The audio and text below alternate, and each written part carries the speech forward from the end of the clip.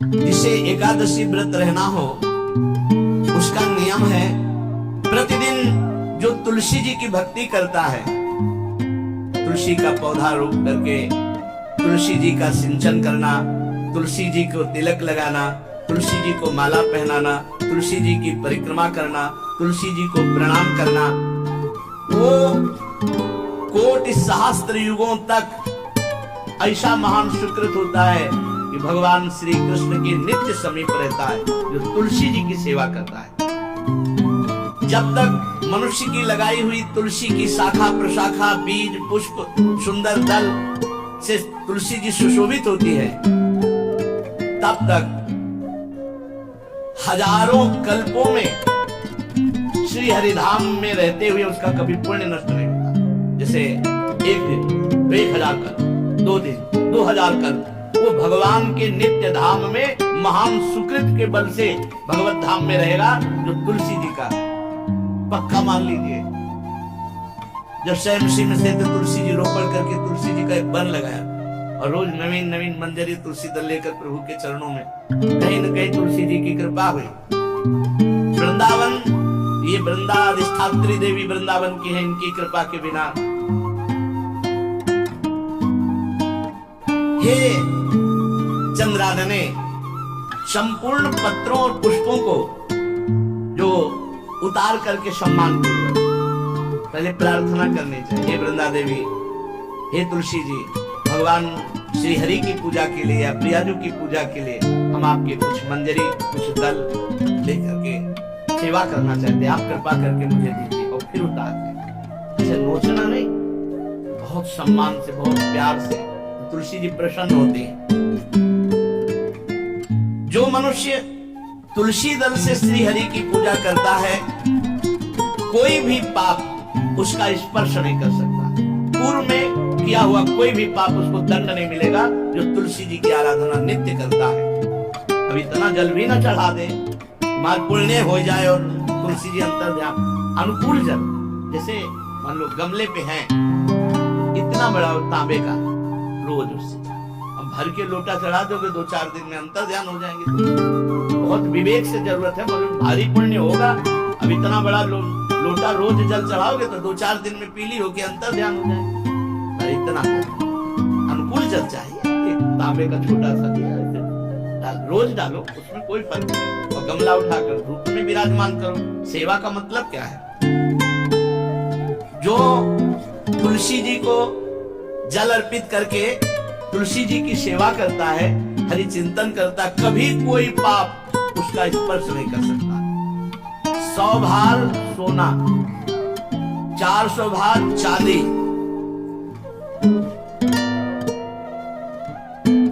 का जो दान करने का फल होता है, वो एक तुलसी दल उतार जो अपने द्वारा लगाई हुई तुलसी दल, वो हरि के चरणों में अर्पित हो। ये 100 भार सोना और चांदी बराबरी नहीं हो सकती। कितना महत्व है। जो रोज तुलसी दल चयन कर, द्वादशी को न चयन करे, द्वादशी को मतलब बहुत बड़ा अपराध लगता है तुलसी दल का, इस मतलब तुलसी के वृक्ष का भी स्पर्श, प्रणाम नमस्कार दूर से एक भी दल नहीं टूटना चाहिए। द्वादशी को ऐसा हमने महापुरुषों से सुना है कि मंजरी और पत्र उतारना ये ठीक नहीं, बिल्कुल नहीं ठीक है। ब्रह्म हत्या का फल लगता है, अगर जो पाप लगता है अगर कोई द्वादशी को तुलसी चयन, बहुत सावधानी से।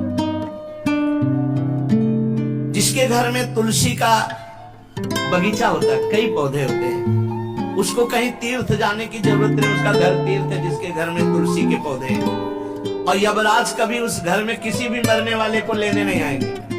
जिसके घर में तुलसी लगा लो भैया, तुलसी लगा लो, काहे को यमराज को आने दो। सबके घर में तुलसी, कितना सुंदर पहले था। घर में आंगन होते थे, आंगन में एक बहुत बड़ा, फिर उसमें तुलसी जी और फिर उसमें 2-4 नर्मदे सौरशाली ग्राम ऐसे, और फिर घर का हर व्यक्ति जल चढ़ाना, प्रणाम करना, नमस्कार करना, साथ में कितनी पवित्र पद्धतियां हमारी थी। जब रसोई बने पहली गाय के लिए, फिर पक्षियों के लिए, फिर कोई संत महात्मा, कोई भिक्षु, ऐसा कितना पवित्र व्यवहार हो गया। यहाँ जैसे आपने देखा है, ये रसोई बन रही ना, धुआं नहीं खत्म होने पाता, वो ही सब अपवित्र किए हुए हैं। राक्षसी बुद्धि आती चली जा रही। तुलसी जी ये भागवती कोष में हमें लगता है बालकनी तो होती है, बढ़िया बालकनी में ऐसा खाने धरने वाला स्टैंड लोहे का रखो कि तुलसी जी को विराजमान कर दो। जिसके घर में तुलसी जी विराजमान होती है उसके घर में यमराज कभी नहीं जाते।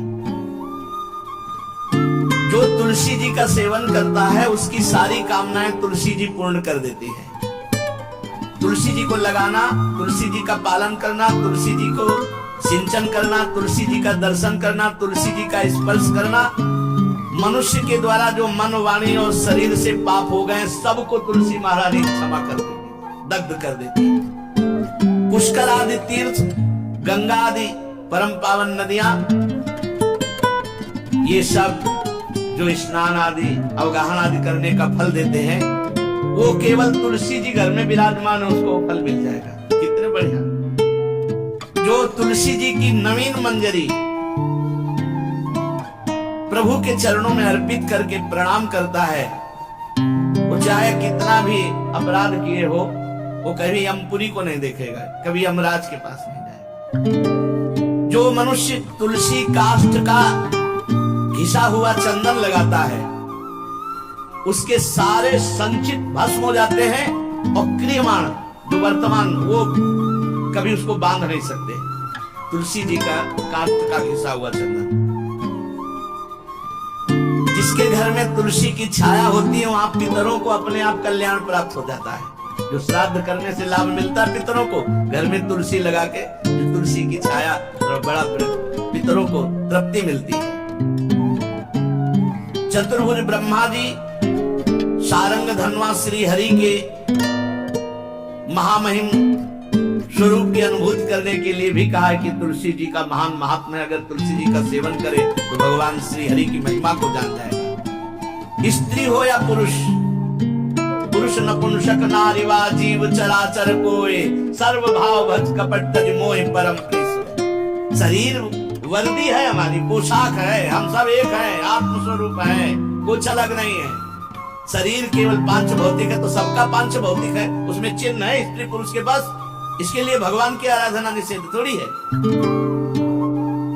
जो स्त्री या पुरुष श्री तुलसी जी के काष्ठ के मन के बना जैसे छोटी कंठी या बड़ी माला धारण करता है, श्री कृष्ण उसके बस में हो जाते हैं। यह है तुलसी जी की महिमा। परम सुभाग श्री कृष्ण मिल जाते हैं और कौन सी हमें उपलब्धि चाहिए। हे गोप नंदिनी, तुलसी जी का सेवन करने से श्री कृष्ण वश में हो जाते हैं।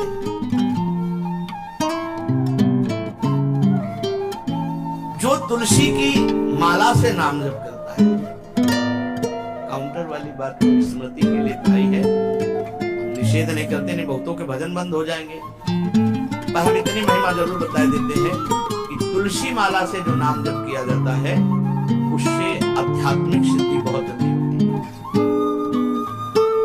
गुरुदेव भगवान कहते अंगुलियों से रगड़ होती है मनका से, उसमें आध्यात्मिक ऊर्जा शक्ति तुलसी माला से प्लास्टिक पर भाई करो, निषेध नहीं करने बंद हो जाएगा, वो भी राधा राधा कहना, वो हमें बंद नहीं करना। हम कह रहे तुम जैसे बने वैसे करो, लेकिन माला का बहुत बड़ा प्रभाव। तुलसी परम पवित्र भगवान श्री हरि की प्रिया और उनके काष्ठ को जब हम ऐसे ऐसे नाम के साथ विशेष ऊर्जा शक्ति, आध्यात्मिक शक्ति हमें जागृत होती है। हो सके जिनको ऐसा बन सके तो छोटी एक वो आती है सुमिरनी, उसको रख लो अपनी जेब में, रख लो, उससे करो। और नहीं है भैया तुम इसी से करो, नाम जप करो, भाव को भाव न खालसो, नाम जपत मंगल दिस दसो। सुंदर सुंदर तुलसी जी के वृक्षों के समीप बैठ करके जो अनुष्ठान किया जाए वो बहुत लाभदायक। श्रीमद् भागवत का, गोपाल सहस्त्र नाम का कोई भी पाठ तुलसी जी के समीप विराजमान करके किया जाए, आचार्य को बुला करके तुलसी पूजन करना चाहिए, विविध प्रकार के अनुष्ठान। अरे तभी तो सब मंगल होता है। पहले था, देखा है, 4 बजे माताजी दरवाजे के सामने लीपती, रोज का काम। जो पुराने घरों में देहरी के आगे आगे 4 बजे लीप करके वहां अपना चौक पूर के दीपक जला क्या पवित्रताएं थी, क्या मंगल था। जब किसी को निमंत्रण दिया जाता तो सबके पैर धोए जाते थे, सुंदर बिछौना बिछा करके और उसमें बैठकर पत्तल रच के सकोरा कुल्हड़ ऐसे भोजन पाया। कितना पवित्रता, जो हमारी पूर्व पवित्रता थी, धोती कुर्ता चोटी पवित्रता। अगर बाहर जा रहे तो बहुत पवित्र पोशाकें थी, पवित्र आचरण थे, पवित्र खान पान था। घर में जाओ तो एक पवित्रता है। किसी भी घर में ऐसा नहीं था कि देव मूर्ति न विराजमान, किसी भी घर में ऐसा नहीं था तुलसी जी विराजमान, एक दो गाय जरूर होती, पवित्रता। अब तो बड़ा विचित्र, भारतीय गौएं जो श्वेत रंग की, जो अरुण रंग की, जो सींग वाली है, वो उनका आप दुग्ध देखिए, दूध का रख दीजिए, स्वर्णिम कांति छाई मिलेगी। ये हमारी भारतीय पद्धति, ये हविष्यान्न, इससे देवताओं का, भगवान का, सबका अभिषेक पूजन होता है। शुद्ध गाय जो हमारी भारतीय है, ढीला है, भगवान की सेवा की है। हमारे गोविंद भगवान का नाम ही गोविंद, गौओं के इंद्र। भगवान सुबह से निकल जाते थे, शाम तक गौओं को चराते थे। बड़ा तो किशोरी जी ने श्री तुलसी जी के पूजन की बात, भगवान गोपियों से वादा किए थे कि अपने अगली पूर्णिमा को रास, अब रास बिना रासेश्वरी के नहीं हो सकता। लिखा हो चाहे ना लिखा हो, कोई भी विद्वान, कोई भी प्रवक्ता इस बात को बतावे, कहते हैं भागवत में राधा नाम नहीं लिखा है। भागवत राधा में ही है। सांद्रानंद घन प्रेम मूर्ति किशोरी, बिना लाडली जो के कोई रास बता दे।